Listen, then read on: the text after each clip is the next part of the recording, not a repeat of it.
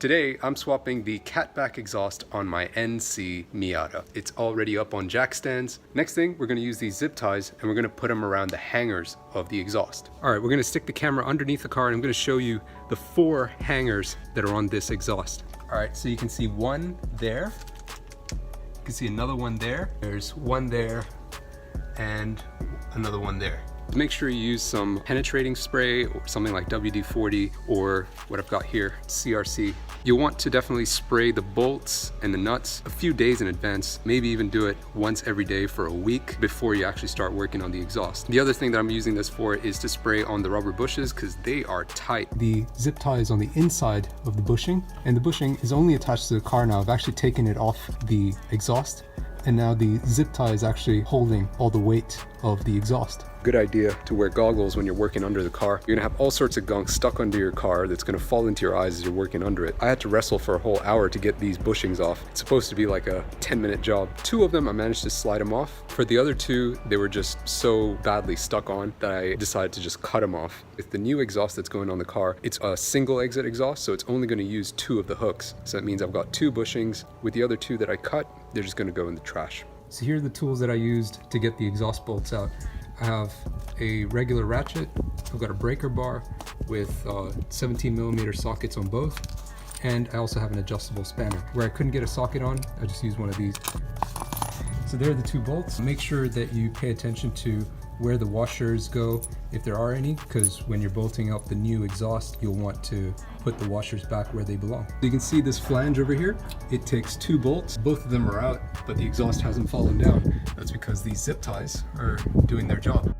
Next thing we're gonna do is we're gonna get a floor jack under here. I'm gonna use my hands, of course, to make sure it doesn't fall off, to stabilize it. And then once it's stable and I've got one hand on the exhaust, I'm gonna use my other hand to take the zip ties off.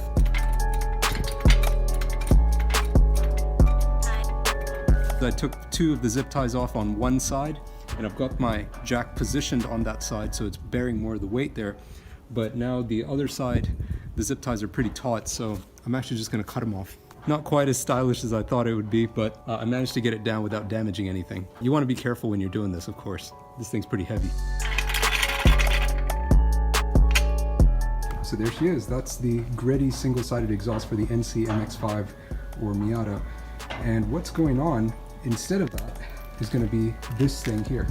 Much simpler, just goes straight from the mid pipe right out the back of the car. You can see there's quite a bit of corrosion going on here, and that's probably the old gasket that's just completely fallen apart. I'm gonna clean that up with a wire brush and some parts cleaner.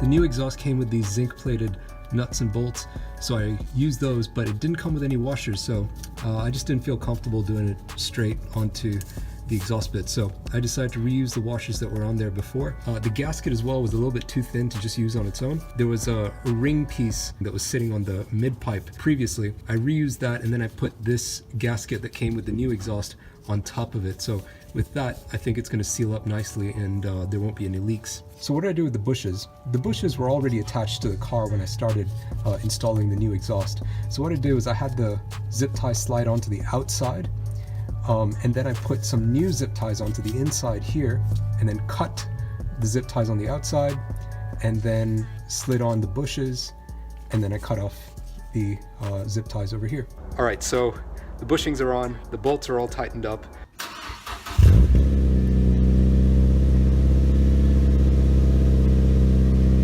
I'm going to be doing a whole lot more work on this car, so make sure you subscribe if you'd like to join me for the rest of that journey, and thank you so much for watching.